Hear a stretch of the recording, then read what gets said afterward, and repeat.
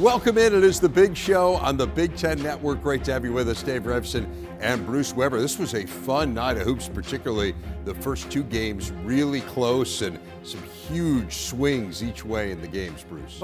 Both games. The home team got down early, came back, and then you came down to a couple plays at the end, and that's what we're in the gut check part of the season. Those little plays at the end make such a big difference. And a lot of teams here jockeying for NCAA tourney positioning. We talked about it. 6 teams in action on Wednesday night, 4 of them in Mike DeCourcy's latest NCAA tourney bracket. That includes both USC and Iowa. On the day after Chad Baker-Mazara's 26th birthday, he's out there playing college hoops and he knocks down a 3. USC started on a 10-0 run. Iowa 1 field goal in the first 10 minutes, but then they got it going. The defense has ignited them all year. Tavion Banks, 2 of his 20 points in the game. Now Hawks have moved back to within 1.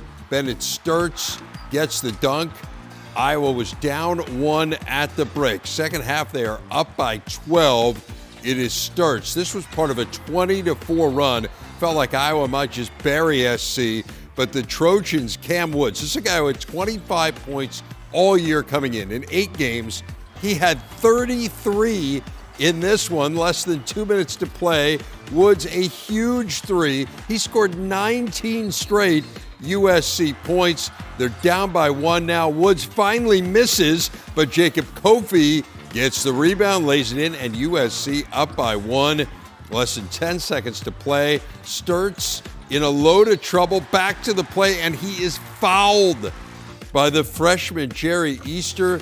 Goes to the line. He hits both free throws. USC one last chance. Who else but Woods? But this one is short, and Iowa wins it 73-72, their 3rd straight win. Andy Katz got the reaction. All right, Ben, you can exhale. The tie is off. How did you pull that off? No clue. We couldn't get stops. They kind of went to something where he got within 5 feet and he just touched it in. Really tricky because he's such a good passer, so we didn't want to get other people going, and then he got going, and then we had problems stopping him, and he played a heck of a game. We played well enough to be able to win. Just got to be able to close it out. So you're talking about Cam Woods, and then that last bucket to get the lead, they went to Coffee inside, but then you guys had to make a play. Bennett gets fouled and converts the 2 free throws, so he had to do something. What did he do to make sure he got fouled? I think they just fouled him. I think they thought they were down, to be honest, because it was pretty intentional. I don't know. He came up and just fouled him, and we'll take it because they had him trapped. We were in trouble. I was going to call a timeout, but it's a heck of a deal. We'll take the win. What happened to where you guys built this great lead, double figures, and then you couldn't stop Cam Woods, and they came all the way back? Yeah, credit to him. He's a great player, and they were just running the same action over and over again. And we couldn't find an answer for him, so that's credit to him. But that's going to be in the film room a lot, and we're going to fix it. Woods, our old Trapper smoking player. I mentioned, 25 points. Remember, this is a guy who came mid-season for them, and to say he had a breakout game, I suppose, would be an understatement. Again, just absolutely on fire. 27 points in the second half alone, but Iowa able to overcome it, Bruce. And it was interesting to hear Ben McCollum say there that he was going to take a timeout, which he kind of had to do, but also that he thinks perhaps they just lost track of the score. Yeah, they might not have known, or you know how guys are going to call timeout and they just slap at the ball, right? And just a difficult mistake. You really feel bad for USC because they made the big comeback, but a Hall of Fame coach told me last night it's better to be lucky than to be good. And, they just had good fortune, and they made the free throws and get out of Dodge with a win. I think I might know what Hall of Fame coach that was. Was he in New Jersey yes, by any chance? He might have been. Yeah. Anyway, let's get back to the matter at hand. USC had won so many close games this year. In fact, they were 5-0 in one-possession games before this one.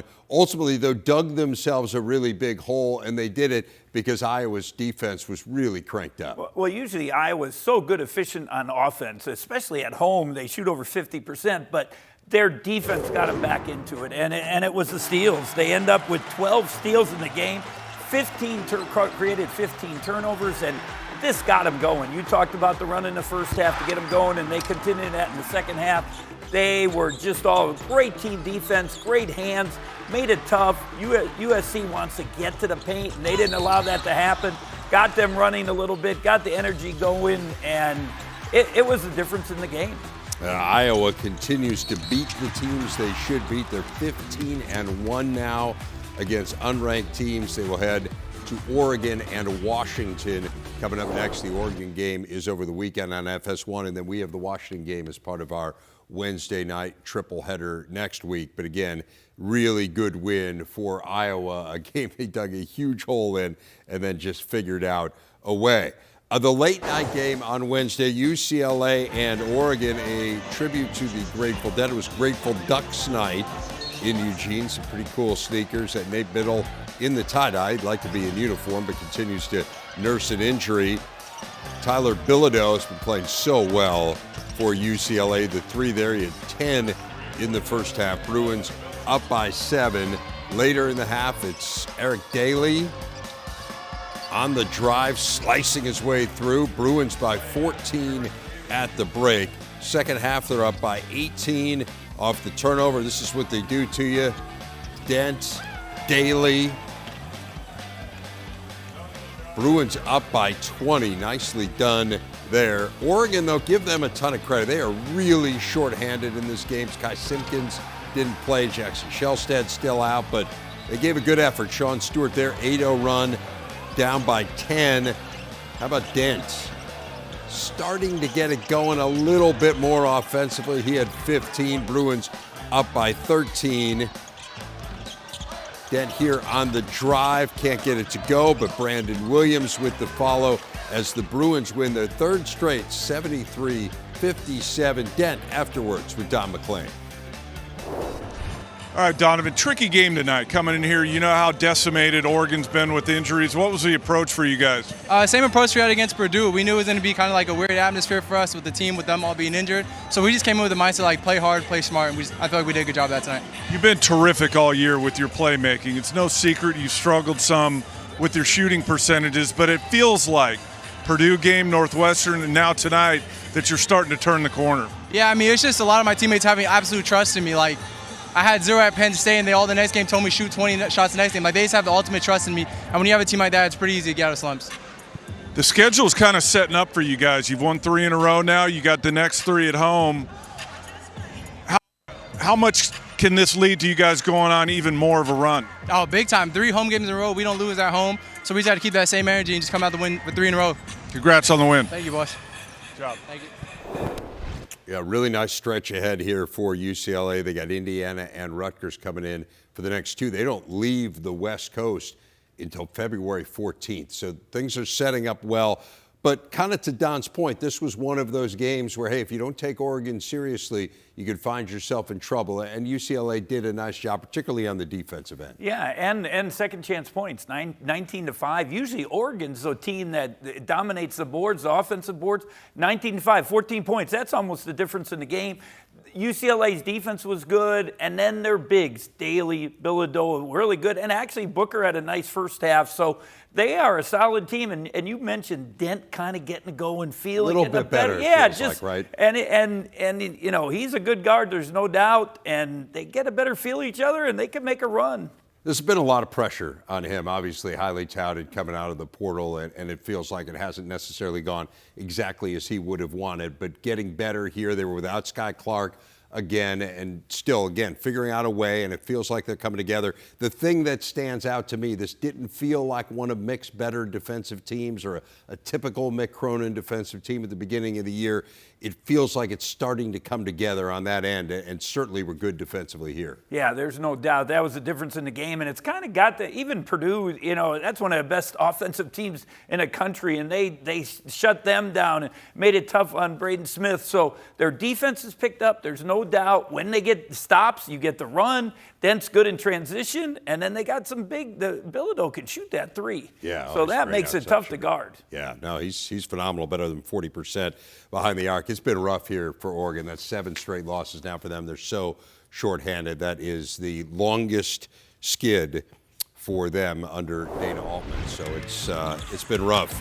in Eugene. Minnesota and Wisconsin getting together for the second time in just over 2 weeks. The Gophers shorthanded. The Big Ten's second leading scorer, Cade Tyson, out for this game. Remember, they're already playing with a very limited rotation, but man, they came out and played great. Bobby Durkin hits a three. He had 4 3-pointers in the first half, including one here towards the end of the half. He had 17 in the first half, which was as many as Wisconsin had. It was 35-17 Gophers at the break, but second half, Wisconsin making a run. Nolan Winter, Wisconsin cutting it to single digits. They shot 70% in the second half. The former Gopher Braden Carrington gets fouled shooting the three. He would convert on the 4-point play. Now, last time these two played, this was January 13th, John Blackwell, the game-winning three for Wisconsin at the buzzer, 78-75. Let's go back to the game on Wednesday. Badgers up by 1 from virtually the identical spot. It is Blackwell hitting the three that iced the game, 67-63. 11th straight win over the Gophers for the Badgers, the longest streak ever. Sean Morris got the reaction. Coach, hard-fought game, really a tale of two halves. What did you see from your viewpoint, how you changed things up defensively in the second half, especially on Durkin? Well, we finally decided to guard, Sean. I don't know who that team was the first half, but I like the team that showed up in the second half much better. We were more physical, we were more aggressive. We didn't rely on our offense to get us going. We got things going defensively and showed more toughness than what we had in the first half. Outplayed, we got out tough. Just got on myself. I got to be better for this team to win. Without me being better for this team to win, we won't be the best to our ability. So I just told myself, let's do this. Don't fall down and don't look down. We're just gonna keep fighting. It's not gonna be an 18-point shot. We just got to keep grinding and grind away at the lead. And that's who we are in the second half. We showed that's who we are in the second half. We just got to apply it for 40 minutes, and we didn't do that last game. Didn't do it this game, but we'll be better for sure.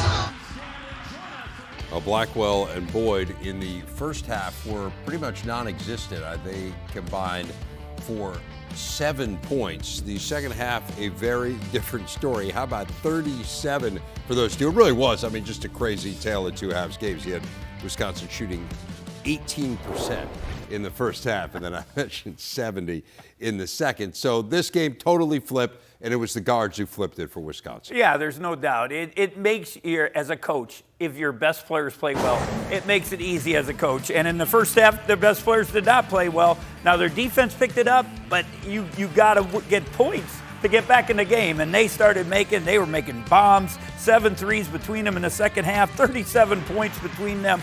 The best players took over the game, made the plays. And Boyd has not really shot the ball well from three, but Minnesota does such a good job of protecting the paint. They made it tough on him, especially in the first half. And then John Blackwell, he just loves that spot. Big-time three. Got to love what he's done as a player. Overcame a 20-point deficit, the largest they've overcome in 5 years. It just felt like Minnesota ran out of gas. Man, you have to give them a ton of credit. They essentially have a 7-man rotation.